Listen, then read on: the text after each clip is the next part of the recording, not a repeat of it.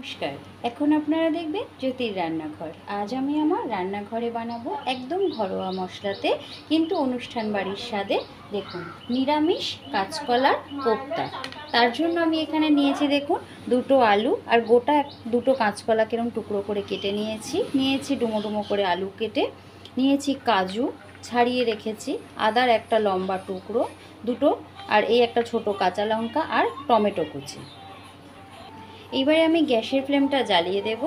আমি গ্যাসে কুকারটা বসিয়ে দিয়েছি। এইবারে আমি এখানে দিয়ে দেব আলু। এই আলুটা আমি দেখুন এইভাবে ঠিক কাট মেরে নিয়েছি দুটোতেই, এইভাবে একটু। আর দিয়ে দেব এই কাঁচকলাটা দিয়ে আমি এটা একটা সিটি দিয়ে একটু সেদ্ধ করে নেব। দিয়ে দেব সেদ্ধ হওয়ার জন্য পরিমাণ মতন জল। এতে আমি আর কোনো কিছুই দেব না। এবারে কুকারের ঢাকনাটা আটকিয়ে আমি এটা একটা সিটি মেরে নেব।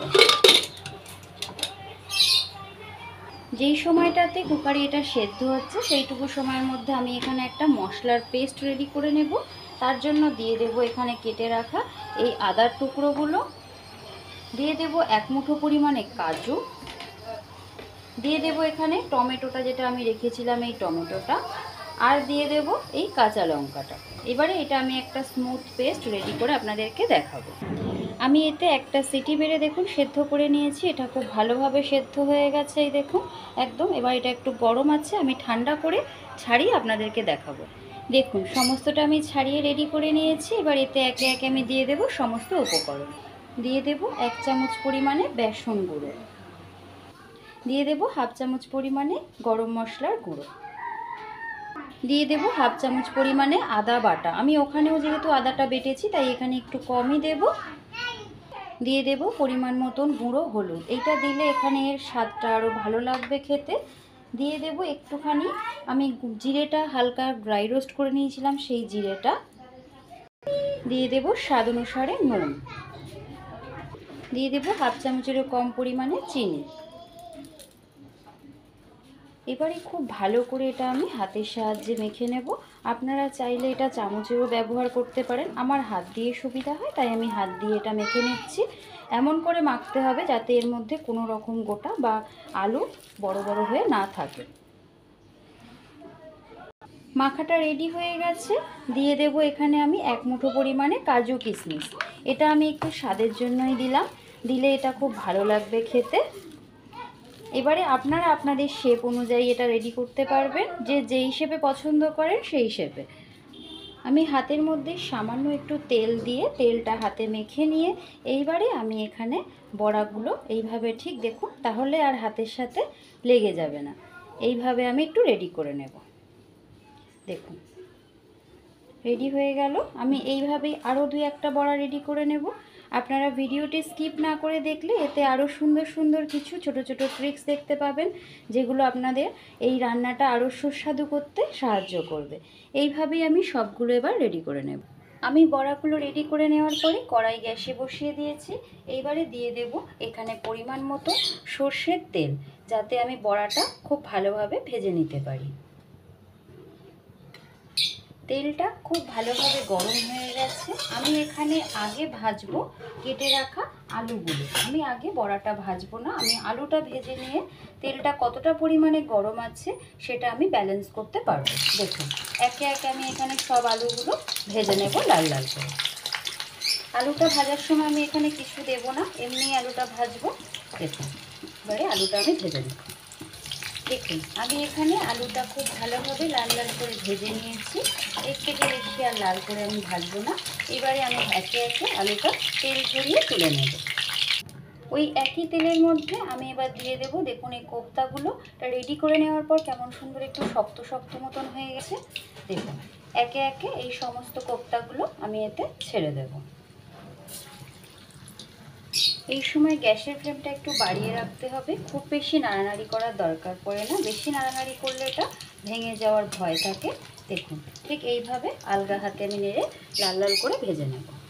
দেখুন কোপ্তাগুলো খুব সুন্দর লাল লাল করে ভাজা হয়ে গেছে, একটা কোপ্তাও ভাঙেনি। আমি এই যেভাবে করলাম আপনারা যদি এইভাবে করেন একটা কোপ্তাও ভেঙে যাবে না, আর খুব সুন্দর খেতেও হবে। এইবারে আমি একে একে কোপ্তাগুলো তেল ঝরিয়ে তুলে ফেলবো। এই একই তেলের মধ্যে দিয়ে দেব গোটা জিরে, দিয়ে দেব একটু গরম মশলা, দিয়ে দেব একটা তেজপাতা, দিয়ে দেব একটু করে শুকনো লঙ্কা। আগের থেকে পেস্ট করে রাখা এই সমস্ত মশলাটা এবার আমি আস্তে আস্তে এটা ঢেলে দেব। সমস্ত মশলাটা দিয়ে দিয়েছি দেখুন। এবারে মিক্সির মধ্যে যেটুকু আছে একটু সামান্য জল দিয়ে এটাও আমি এতে দিয়ে দেব।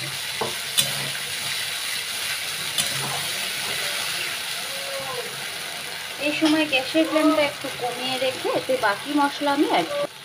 দিয়ে দেব ভর্তি করে 1 চামচ কাশ্মীরি লাল লঙ্কার গুঁড়ো, ভর্তি করে এই ছোটো চামচের 1 চামচ পরিমাণে গুঁড়ো হলুদ, দিয়ে দেব স্বাদ অনুসারে একটু নুন। এবারে আমি খুব ভালো করে মশলাটা একটু সময় নিয়ে কষিয়ে নেব যতক্ষণ পর্যন্ত এর কাঁচা গন্ধটা না চলে যায় আর মশলার গা থেকে সমস্ত তেলটা না ছাড়ে। আমি এতে আর এখন কোনো রকম জল দেব না। ফিরে আসছি আমি আরও 5 মিনিট পরে। দেখুন এখানে মশলাটা আমি খুব সুন্দর করে কষিয়ে নিয়েছি। এখানে কিন্তু এতটা পরিমাণে এখানে তেল নয়, কাজু থেকেও কিছুটা পরিমাণে এখানে তেল বেরিয়েছে, সেই তেলটা এবারে আমি এখানে একটু জল দিয়ে দেবো পরিমাণ মতো, যেটুকু আমার লাগবে। জল দিয়ে আমি এটা কিছুক্ষণ একটু ফুটতে দেব।